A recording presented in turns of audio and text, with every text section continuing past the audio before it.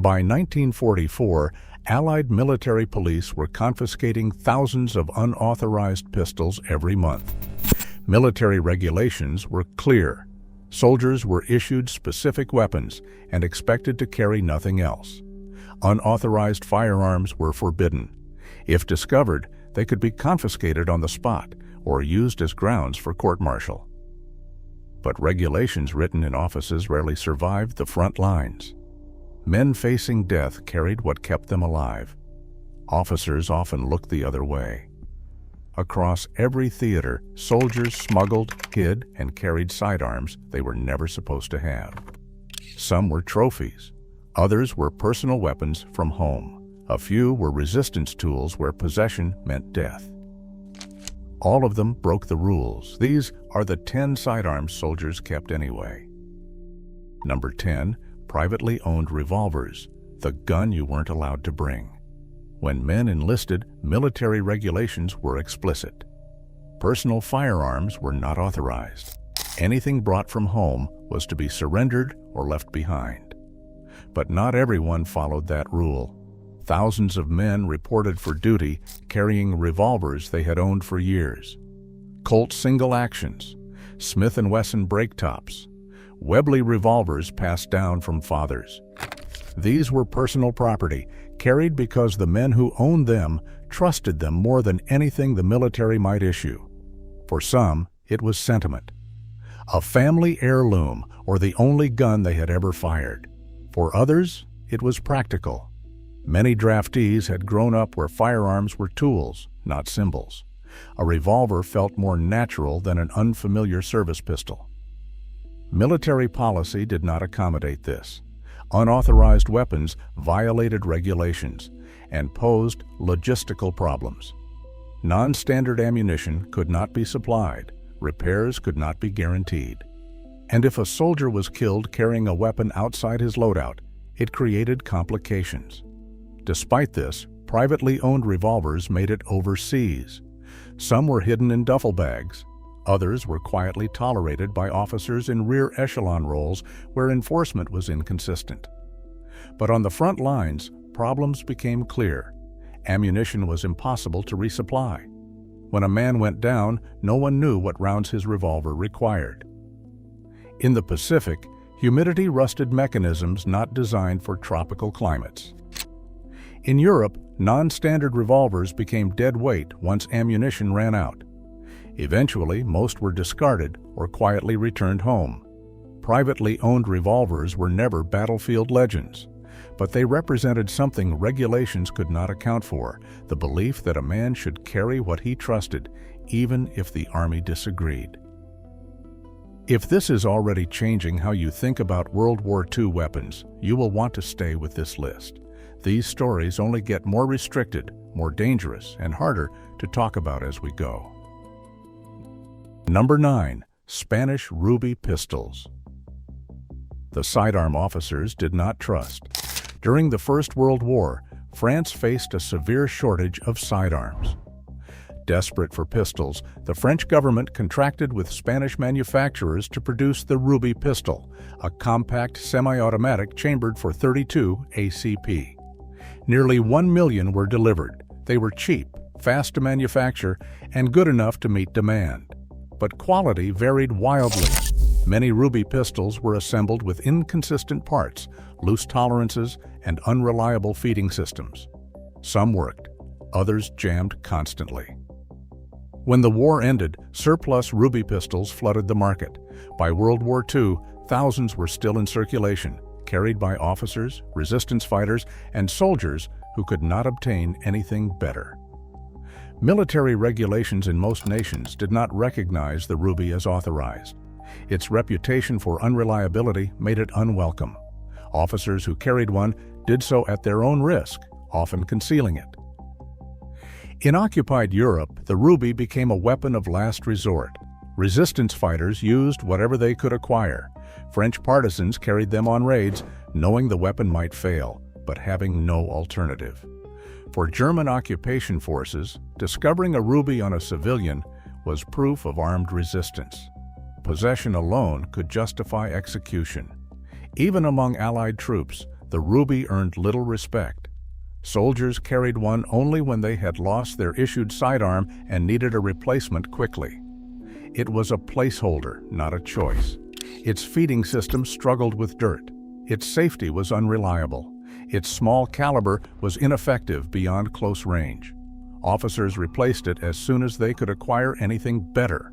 The Ruby was never trusted, and in many units it was explicitly discouraged or quietly confiscated. Yet it survived the war, carried by men who had no better option and no intention of going unarmed. Number 8. Modified pistols, illegal improvements.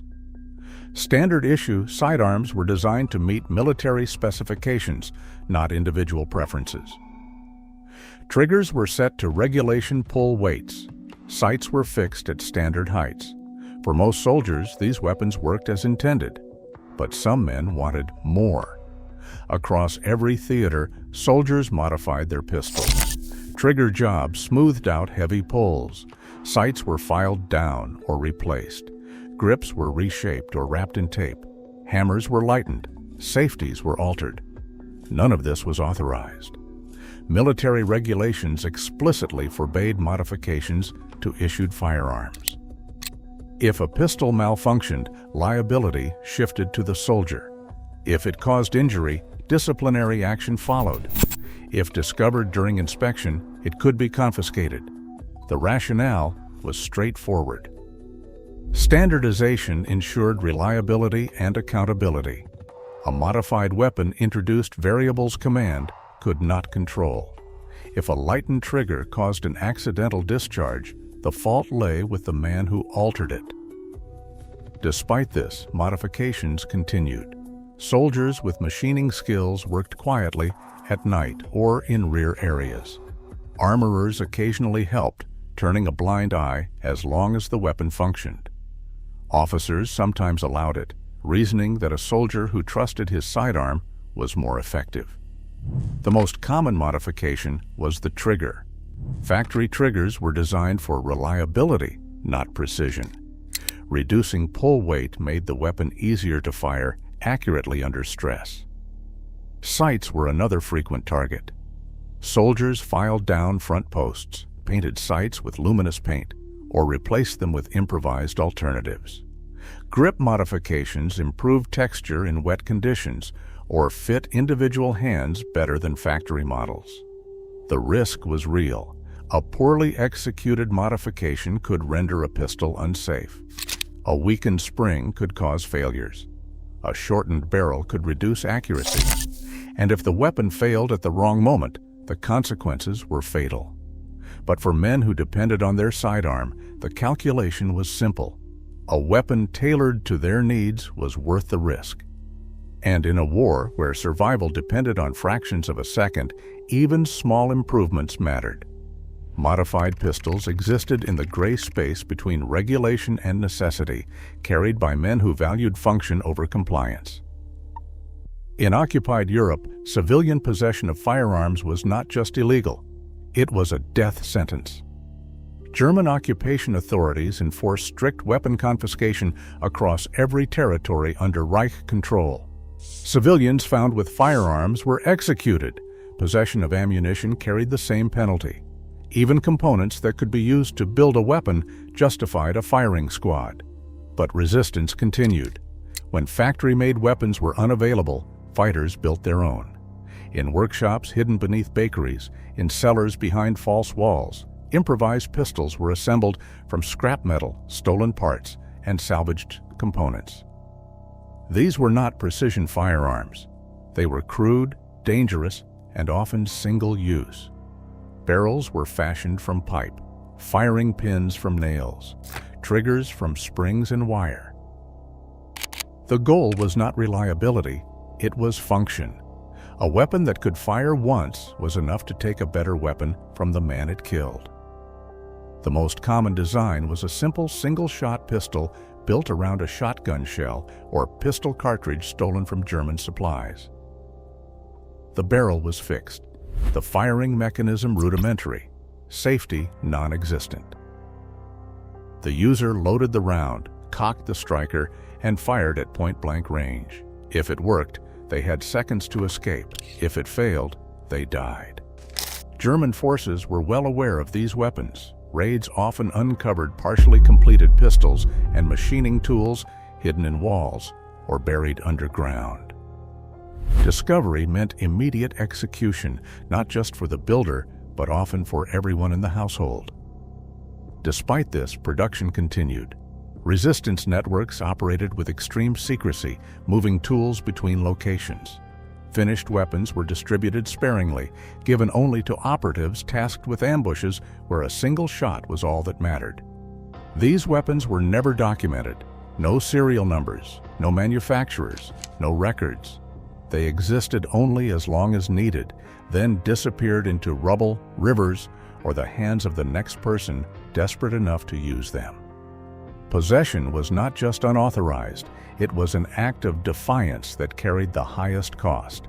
And yet, across occupied Europe, men and women continued to build them, hide them, and use them, knowing the consequences and accepting them anyway. Number 6. Japanese Type 14. Nambu enemy steel in the Pacific. In the Pacific theater, captured enemy weapons were everywhere. For American soldiers, the temptation to take a souvenir was constant, but military regulations were explicit. Enemy weapons were not to be carried, kept, or used. The most commonly taken trophy was the Type 14 Nambu pistol. It was the standard-issue sidearm of the Imperial Japanese Army, carried by officers across every Pacific island. Its distinctive appearance made it instantly recognizable. Its association with the enemy made it desirable, but possession was forbidden. Captured weapons were supposed to be turned in to intelligence units. Using them in combat created serious identification risks. A soldier carrying a Japanese pistol could be mistaken for the enemy by his own side. And if captured by Japanese forces, possession of a Nambu could be interpreted as proof of war crimes. Despite this, thousands were kept. Marines and Army infantry took them from bunkers and bodies. Some were mailed home in pieces.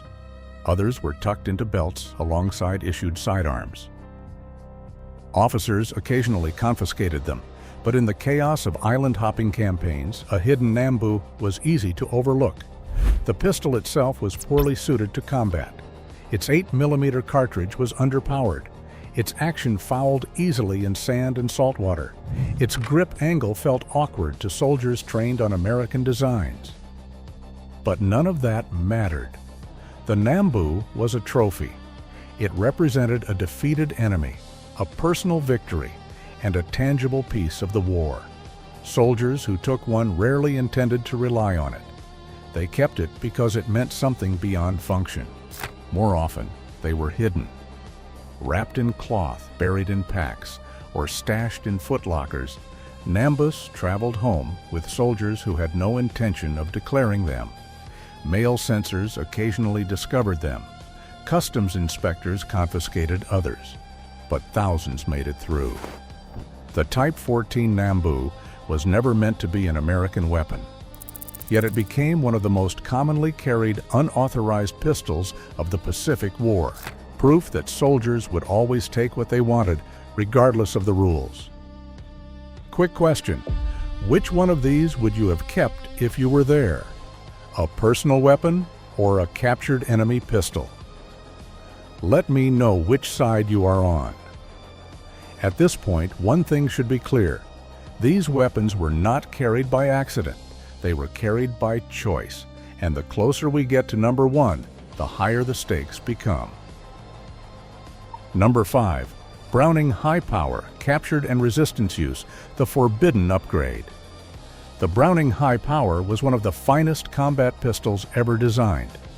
Created by John Browning and refined by Fabrique Nationale in Belgium, it entered production in 1935. It held 13 rounds, far more than most sidearms of the era. Its ergonomics were excellent, and its design was proven. When Germany invaded Belgium in 1940, the Fabrique Nationale factory fell under Nazi control. Production continued, but now it served the Wehrmacht and the SS. A pistol designed for Allied use was now carried by the enemy. That created a problem for Allied soldiers who captured one. Military regulations prohibited the use of enemy weapons in combat. The risks were obvious. A soldier carrying a German-issue pistol could be shot by his own side. Ammunition could not be resupplied, and if discovered during inspection, it would be confiscated. But the Browning High Power was better than most Allied sidearms. British officers carrying Webley revolvers knew it. American soldiers issued the Colt 1911 understood it. The High Power held more rounds, reloaded faster, and handled better in close quarters, so they kept it. Captured high powers were hidden, carried as backup weapons, or openly worn by officers who dared their superiors to object. Some were logged as battlefield recoveries and quietly retained. Others were never reported. In occupied Europe, the High Power took on a different role. Resistance fighters treated it as a prize. It was small enough to conceal, powerful enough to kill at close range, and reliable in an ambush.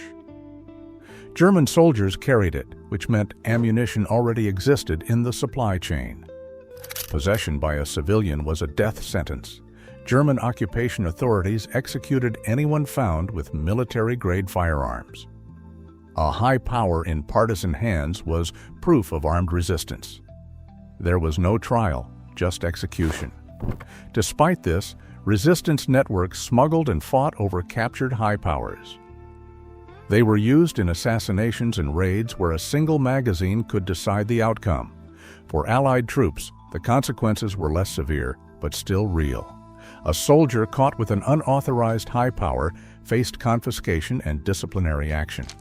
But the practice continued. The Browning High Power was too good to surrender. And in a war where survival came down to fractions of a second, soldiers chose function over regulation. Number 4.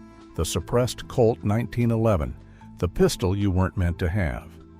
The Colt 1911 was the standard-issue sidearm of the United States military. Millions were produced and trusted across every theater. It was loud, reliable, and unmistakable. But not every 1911 was standard. The Office of Strategic Services and the British Special Operations Executive conducted covert operations behind enemy lines. Sabotage, assassination, and intelligence gathering required weapons that could kill without alerting nearby forces. The solution was a suppressed version of the Colt 1911, modified with a suppressor designed to reduce a gunshot to little more than a metallic click. These pistols were built in small numbers, issued exclusively to operatives on high-risk missions, and tightly controlled. Possession outside authorized operations was strictly forbidden, but soldiers wanted them anyway. A suppressed 1911 offered something no standard sidearm could: silence. In cities, jungles, or rear area infiltrations, a single loud shot could mean discovery and death. A suppressed pistol allowed a sentry to be removed without alerting anyone nearby. For regular infantry, acquiring one was nearly impossible. These weapons were reserved for intelligence operatives and special forces under classified orders. But rumors spread, and occasionally a suppressed 1911 ended up in unauthorized hands. Some were taken from supply depots by soldiers with access to restricted equipment. Others were acquired through informal trades. A few were simply stolen. Possession carried severe consequences. A suppressed weapon in unauthorized hands suggested covert activity outside the chain of command. Discovery could lead to immediate confiscation and court-martial. Despite this, they were kept. Hidden in footlockers or buried among personal effects, suppressed 1911s traveled with soldiers who believed the risk was worth the capability. In both Europe and the Pacific, suppressed pistols occasionally appeared during night raids where silence was essential, but they were never acknowledged. Reports omitted their use. And when the war ended, most were quietly returned, destroyed, or disappeared. The suppressed Colt 1911 was a restricted tool meant for classified purposes. And yet, like every forbidden weapon in this war, it found its way into the hands of soldiers who had no permission to carry it and no intention of giving it up. Number 3. The Wellrod pistol, so secret it was not meant to exist. There were weapons in World War II designed to win battles. And then there was the Wellrod, a weapon designed to leave no evidence it had ever been fired. Developed in 1942 by the British Special Operations Executive, the Wellrod was not a pistol in any conventional sense. It was a suppressed bolt-action assassination tool built for silent, close-range elimination. Its suppressor was so effective that the shot was quieter than the bolt cycling. At arm's length, the report was barely audible. In a guarded corridor or crowded room, it could kill without alerting anyone nearby. The Wellrod was never issued to regular troops. It was reserved exclusively for Special Operations Executive operatives, resistance fighters, and intelligence personnel operating behind enemy lines. Possession outside those circles was unthinkable. The weapon itself was deliberately anonymous. It carried no serial numbers, no manufacturer markings, no features linking it to Britain. If an operative was captured with a Wellrod, there was nothing to trace. Its construction reflected that philosophy. A simple tubular body housed the suppressor, barrel, and bolt. The grip was rudimentary. Sights were minimal. Accuracy beyond a few meters was irrelevant.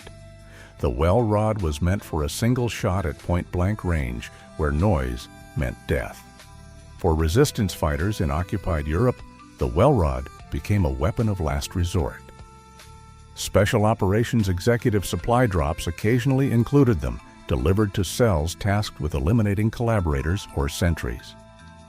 The silence allowed an operative to fire and escape before the body was discovered. But possession carried unimaginable risk. If German forces discovered a Wellrod on a civilian, it was proof of organized resistance. Torture followed. Execution was guaranteed. And because the weapon carried no markings, the captured operative could reveal nothing under interrogation. For Allied soldiers, the Wellrod was even more restricted. It existed entirely in the shadows, used in operations never documented or acknowledged. Soldiers who heard rumors rarely believed them. Those who saw one knew better than to ask questions. Unauthorized possession was unthinkable. The Wellrod was not a trophy. It was a tool of covert war, expected to be returned or destroyed after use. Any soldier caught with one faced immediate investigation, or worse. Despite this, a handful were kept. Operatives who survived their missions occasionally held on to their Wellrods. Resistance fighters buried them after the war. And in rare cases, soldiers with access to Special Operations Executive equipment took one, knowing it was the most restricted weapon they would ever touch. The Wellrod was never meant to be known. It existed only in classified reports, hidden caches, and the memories of those who used it, a reminder that some weapons were never meant to be seen at all. Number 2. Captured Walther P38, the Smarter Trophy. The Luger may have been the most famous German pistol of World War II, but the Walther P38 was the better weapon. Adopted by the Wehrmacht in 1938 as a replacement for the Luger, the P38 was everything the older pistol was not. It was easier to manufacture, cheaper to produce, and far more reliable under field conditions. Its double-action trigger let it be carried with a round chambered safely. Its design worked in mud, sand, and snow without the precision machining the Luger required. German forces issued it widely. By the middle of the war, it had largely replaced the Luger as the standard sidearm. Allied soldiers noticed. The P38 lacked the Luger's mystique, but it made up for that in performance. Soldiers who captured one quickly realized it was a superior combat pistol. It was safer to carry, more reliable under stress, and less prone to jamming. Military regulations were clear. Captured enemy weapons were not to be carried in combat. The risks were well known: identification problems, ammunition shortages, and disciplinary consequences. And yet, P38 pistols were kept. American infantrymen tucked them into holsters alongside their issued 1911 pistols. British commandos carried them as backup weapons. Soviet troops often preferred captured P38s to their own Tokarevs. The pistol's practicality made it easy to justify. A soldier who lost his sidearm and found a P38 had an immediate replacement. No paperwork, no waiting, just a loaded magazine and a weapon that worked. Officers sometimes looked the other way. A discreetly carried P38 was less of a problem than a soldier going unarmed, and in the chaos of advancing fronts, tracking every captured pistol was impossible. The consequences were still real. Soldiers caught with unauthorized P38s faced confiscation, reprimands, and in some cases formal charges. Despite this, the practice continued. The P38 was simply too good to surrender. After the war, thousands were brought home as souvenirs. Most were not declared. They traveled in footlockers, hidden among uniforms, carried by men who believed they had earned the right to keep them. The Walther P38 was never meant to be an Allied weapon, but it became one anyway. Number 1. Captured Luger P08, the banned icon. No weapon in World War II carried the same mystique as the Luger. It was not the most reliable pistol. It was not the easiest to maintain. It was not even the most effective sidearm Germany fielded, but it was the most desired. To Allied soldiers, the Luger P08 was the ultimate battlefield trophy, a symbol of German military power, a prize worth risking everything to keep. The pistol's fame came from its design. The toggle lock action was unlike anything else in service. Its sleek profile made it instantly recognizable, and its association with the German officer corps gave it a prestige no other sidearm could match. A Luger was not just a weapon, it was a statement, but possession was strictly forbidden. Military regulations across Allied forces explicitly prohibited the retention of captured enemy weapons. Soldiers were ordered to turn in German firearms for intelligence evaluation. Officers reminded their troops repeatedly. Inspections were conducted, and yet Lugers disappeared by the thousands. The reasons were simple. Soldiers wanted them. The pistol represented victory, personal achievement, and a tangible piece of history. A man who captured a Luger felt he had earned it. No regulation was going to change that. Some were taken from surrendered officers. Others were pulled from holsters on the battlefield. A few were traded, bartered, or stolen from depots where captured weapons were stored. Soldiers hid them in packs, wrapped them in uniforms, or mailed them home in pieces. Some declared them openly, daring their superiors to confiscate them. Others kept them secret, knowing discovery meant losing the weapon and facing discipline. The risks were real. A Luger carried in combat created identification problems. German forces sometimes mistook Allied soldiers carrying German pistols for their own troops. Allied soldiers occasionally did the same. Ammunition was another issue. The Luger fired 9mm parabellum, which was not standard Allied issue.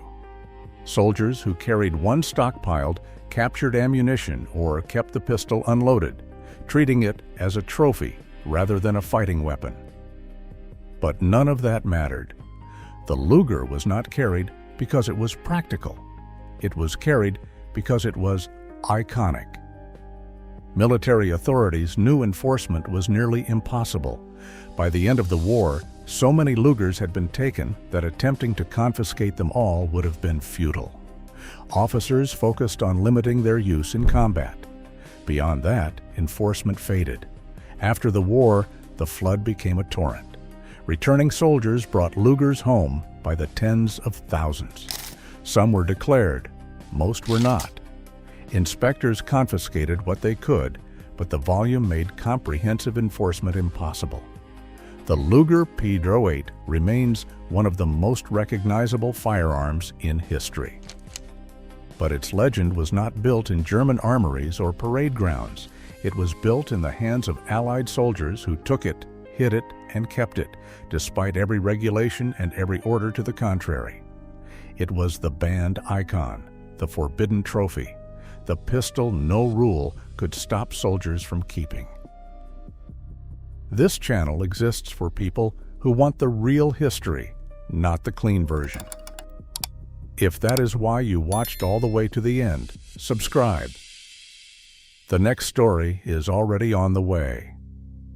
From privately owned revolvers smuggled past inspections to the most iconic enemy pistol of the war, these 10 sidearms tell the same story. Regulations were written, soldiers ignored them, and when survival, pride, or defiance mattered more than obedience, men carried what they chose to carry. If you want history without filters, you are in the right place.